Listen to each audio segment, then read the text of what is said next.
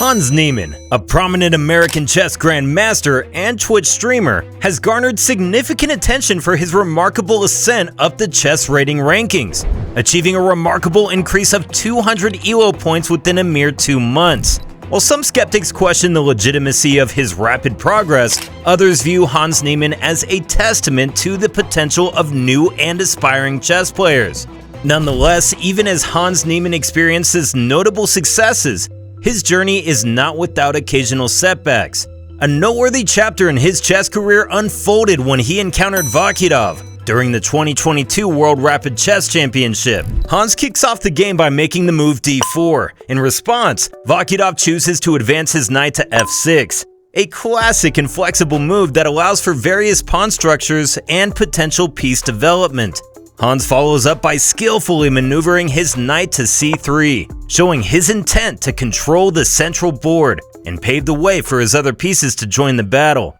This triggers a quick sequence of moves. The d-pawn advances, and Hans brings out his bishop to f4. In response, Vokhidov counters with pawn to c5, making his intentions clear to challenge Hans's central control and stake his claim to a powerful position on the board.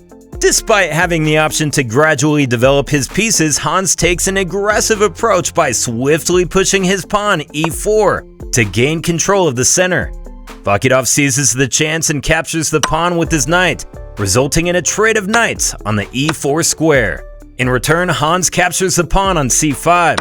After thinking for a while, Vokhidov counters this by moving his queen to a5, putting the king in check, and simultaneously targeting the pawn on c5. To counter this threat, Hans responds by moving his pawn to block the check, and Vokhidov takes advantage of the situation by capturing the pawn on c5. In the ongoing game, Hans chooses to make the move queen a4, delivering a check. Vokhidov reacts by using his knight to block the check. Capitalizing on this situation, Hans captures the pawn on e4, resulting in both players having an equal amount of material and a balanced position. At this point, the game remains open-ended, with both players having various opportunities.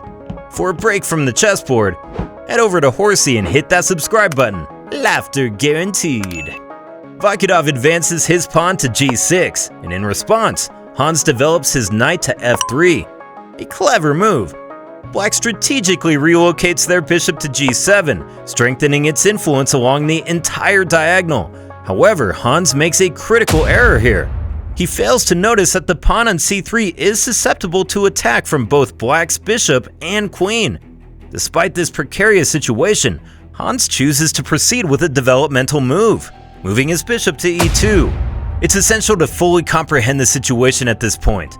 The pawn on c3 is essentially hanging. This may appear protected because it seems to be defended by the pawn on b2. Nevertheless, there is a tactical subtlety at play. If Black's bishop captures on c3, it results in a check. Should Hans respond by capturing the bishop with his pawn, Vokhidov can then move his queen to c3, a move that would lead to the loss of a rook, effectively putting Hans in a disadvantaged position and likely concluding the game unfavorably for him.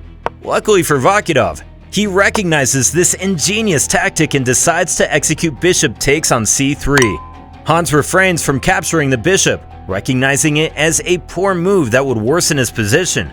Instead, Hans opts to block the check by moving his knight.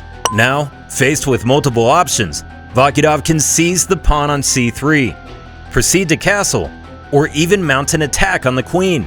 Ultimately, Vokhidov selects the latter option, choosing to attack Hans's queen. During this pivotal moment, Hans dedicates significant time to pondering his possible ways out of this precarious situation. Nevertheless, as he starts to understand the gravity of the circumstances, he ultimately accepts defeat by resigning from the game. Well, it seems that Hans Niemann can beat the world chess champion Magnus Carlsen on one day and lose in just 12 moves on the next.